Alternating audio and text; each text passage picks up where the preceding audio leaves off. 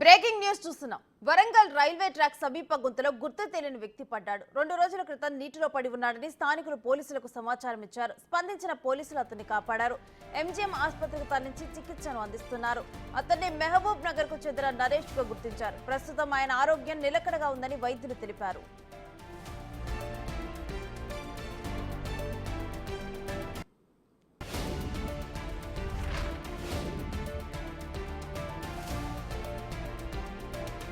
ఇదే అంశానికి సంబంధించిన డీటెయిల్స్ మా ప్రతినిధి వేణుని అడిగి తెలుసుకుందాం.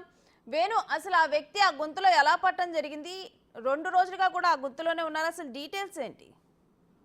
రేణుశ్రీ అంటే తాను మహబూబ్ నగర్ నుంచి రైలుకి వచ్చినట్టుగా తెలుస్తుంది. అయితే రైల్వే స్టేషన్ లో కాకుండా ముందుగానే దిగి అక్కడి నుంచి బయటకు వచ్చే క్రమం లోపల ట్రాక్ పక్కన ఉన్నటువంటి ఒక నిర్మానుష్య ప్రదేశం భారీ గుంత లోపల స్లిప్ అయి పడ్డట్టుగా కూడా తెలుస్తోంది. రాత్రి వేళ రావడంతో ఈ ఘటన జరిగిందంటూ కూడా పోలీసులు ప్రాథమికంగా నిర్ధారించుకుని అయితే 2 రోజుల పాటు అందులో నుంచి బయటికి రాలేక పూర్తి స్థాయిలో అచేతన అవస్థకు చేరుకున్న తర్వాత నా అరుపులు విని ఓ ట్రాలీ డ్రైవరు ఆ డైలర్ ఫోన్ చేశారు. ఆపితే తాను కాపాడడానికి కూడా అక్కడటువంటి పరిస్థితులు, అక్కడ ఫెన్సింగ్ ఉంది, పూర్తిగా వెళ్ళడానికి కూడా పరిస్థితులు అనుకూలంగా లేవు. సో ఆ సమయంలో మతవాడ సిఐ గోపి భారీ తాడు నిచ్చెన తీసుకొచ్చి తానే తన నడుము కూడా తాను కట్టుకొని ఫెన్సింగ్ దాటించి ప్రస్తుతం అయితే ఎంజిఎంకి తరలించారు.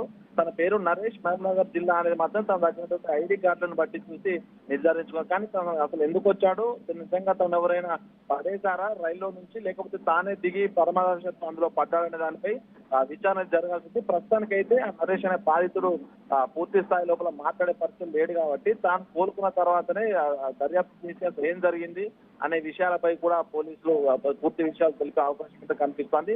అయితే 2 రోజుల పాటు చావుకు దగ్గరున్న వ్యక్తిని శ్రమించి కాపాడిన ఘటనపై కూడా డీజీపీ స్పందిస్తూ పోలీసులు ఇలా పనిచేయాలంటూ కూడా ఆయన ఎక్స్ వేదికగా సిఐతో పాటు 900 సిబ్బందిని కూడా ఆయనే కొనియాడడం జరుగుతుంది. మొత్తానికి తాను కోలుకొని మంచిగా అయితే మాత్రం పూర్తి స్థాయిలో పోలీసులు సాహసోపేతంగా రక్షించడానికి కూడా పూర్తి స్థాయి లోపల అటు పోలీసు వ్యవస్థ నుంచి కూడా అటు వరంగల్ జిల్లా వాసుల నుంచి కూడా హర్షాధికంగా వ్యక్తం అవుతుంది. మొత్తానికి తను ఎందుకు అటు వెళ్ళాడనే దానిపైనే ప్రస్తుతం పోలీసులు అయితే దృష్టి సారించారు. తాను తెలిసే అవకాశం అయితే ఉంటుంది.